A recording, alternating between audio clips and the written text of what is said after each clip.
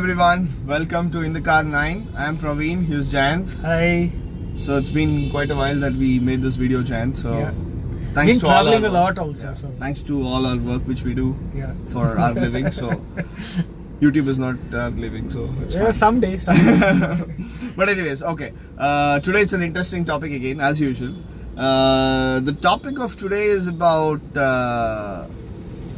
human beings. It's about animals and everything. Mm-hmm. The reason is this one thing which we are going to speak today applies to every single, let's say, human being of the world, to the animals as well. Yeah.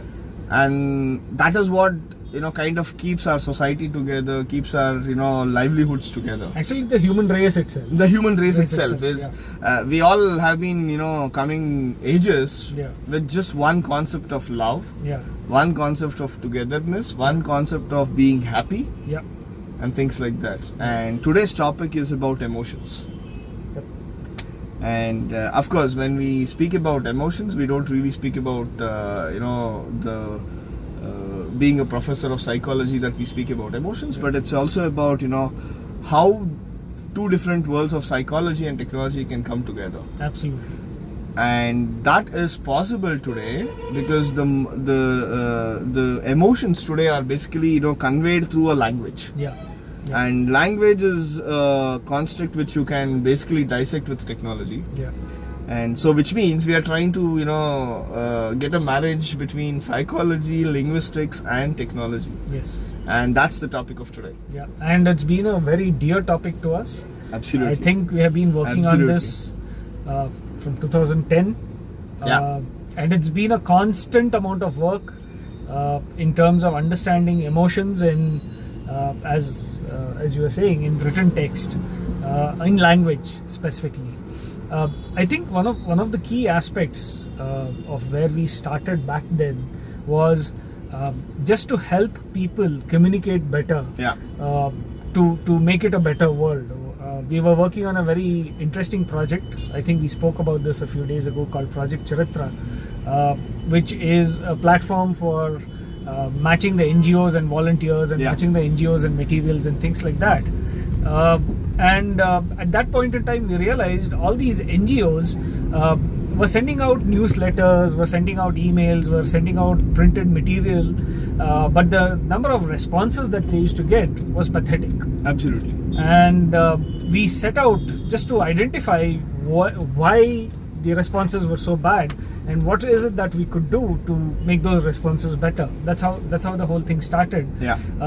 Incidentally, we landed in understanding that emotions play a very, very crucial role in how people perceive what you write. Information. Exactly. Right. So definitely, when we are talking to each other like this, we are able to see each other and we are able to tell each other's emotions and respond appropriately. Absolutely. But when you write something, how will people know or respond or show emotion, or how would you invoke emotion in them is a very crucial aspect, because you might show or you might write about a story, but that story is not perceived at the intensity of what you want it to be perceived.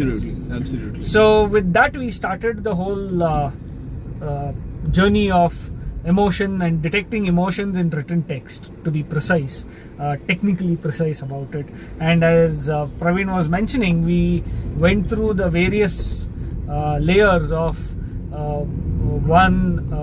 understanding what is emotion, understanding what is linguistics, and then applying technology to it. So probably if you can just give us a brief on what is emotion, what is the kind of work that's been done to look at it. So of course, emotions as a subject is quite old. And this was at least our point of interest started from Robert Plutchik's emotional wheel. And that's what inspired us, right? So where he said these are the basic eight basic emotions of a human being, and he started to construct a path on how some things could basically affect a human being with respect to anger, with respect to happiness and things like that. And going further on from Robert Plutchik's field from a psychology perspective, right? Yeah. So we understood works from, various works. Yeah. We came across various works, starting from Dalai Lama and Paul Ekman's work, Yeah. which was also in the space of emotions. Yeah. And that also had a kind of a, let's say, a primer which says, okay, if I do this, then it might lead into this kind of an emotion. Exactly.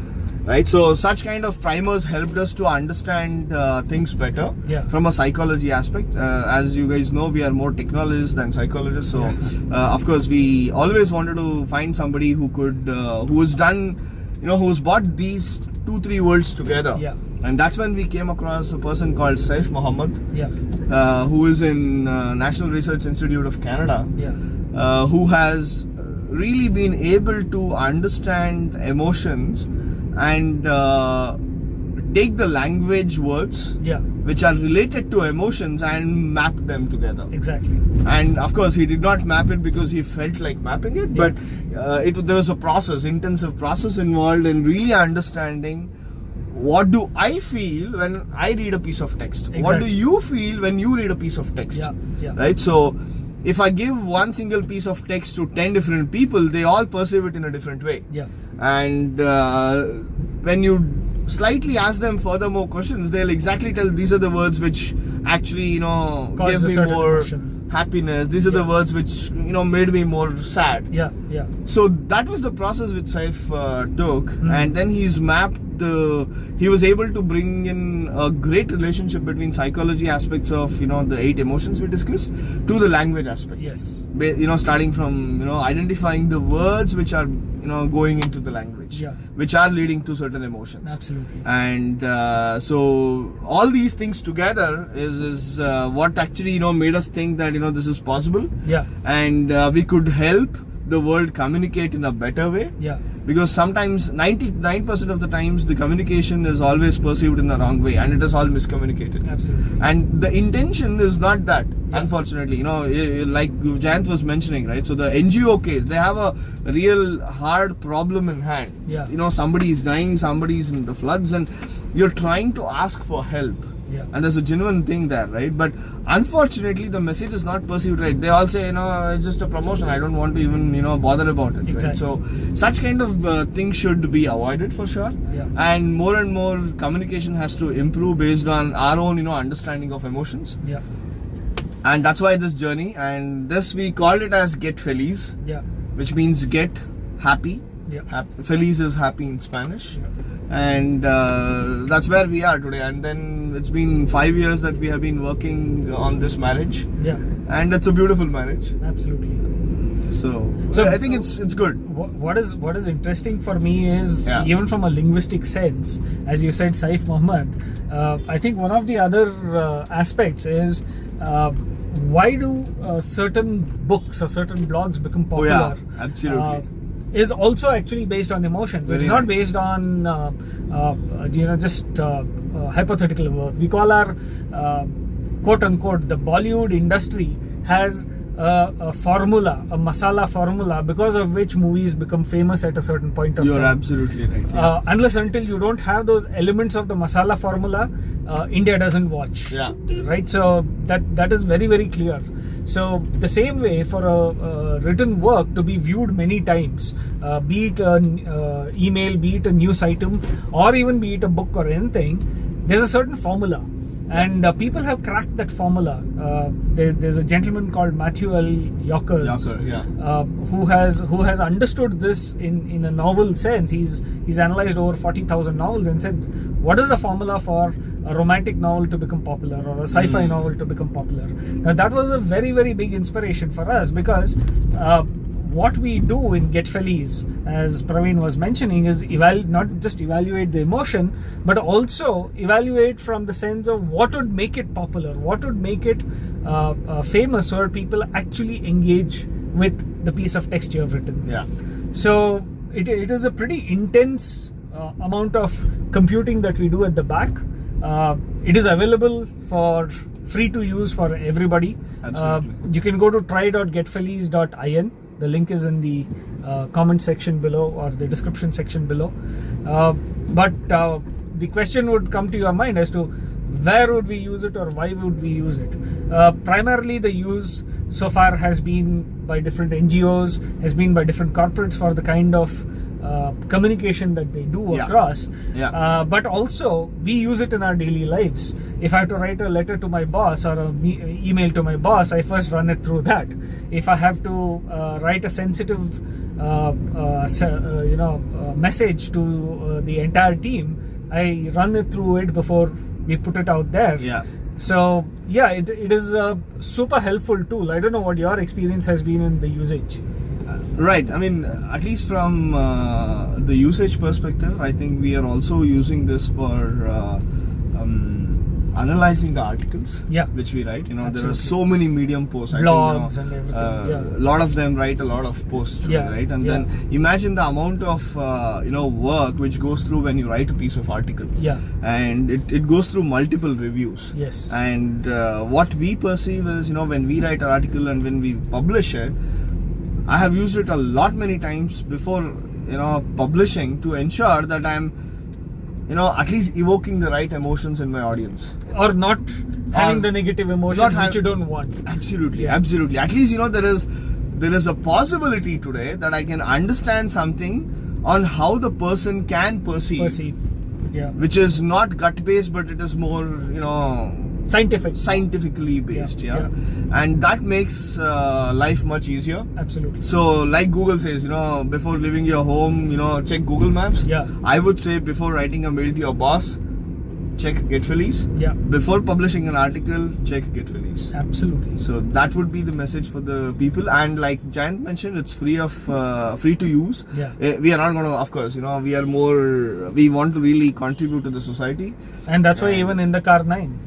Absolutely, right. So we are not going to charge probably anytime. I don't know about it, but at least for the foreseeable future, we are definitely not going to charge. And it's available for free to use, and a lot of people are using it, and we have got really good feedback about it. More than happy if viewers of ours start using it. Yes. And one closing thought on the whole thing. Aristotle said 3 things are very important whenever you're communicating. Doesn't matter what form of communication. It could be written or speech or anything. The 3 pieces are ethos, pathos and logos. Wonderful. Ethos is you need to establish credibility of whatever your subject you're trying to talk about. Pathos is emotion, and logos is the logic. Facts, figures, etc. Got it. So, there's something surprising that happens in all humans. We get the credibility part very easy because we have done a lot of things, all of us. We get the logic part very easily because we have done a lot of things. We have a lot of numbers and figures. Interesting, But you don't know what kind of emotions you are evoking when you write an article or when you're writing an email. Wonderful. That is where getfeliz fits in. And it helps you get to that pathos of what Aristotle has said. Wow, that's really amazing. So, closing remark, it's not we who are telling that emotion is important. Even Aristotle is saying it. So, please use getfeliz and let us know your thoughts on that. Sure. Okay. So, one more interesting topic in the pipeline, and we will see you soon again. Absolutely. Bye-bye. Till then, see you. Bye-bye.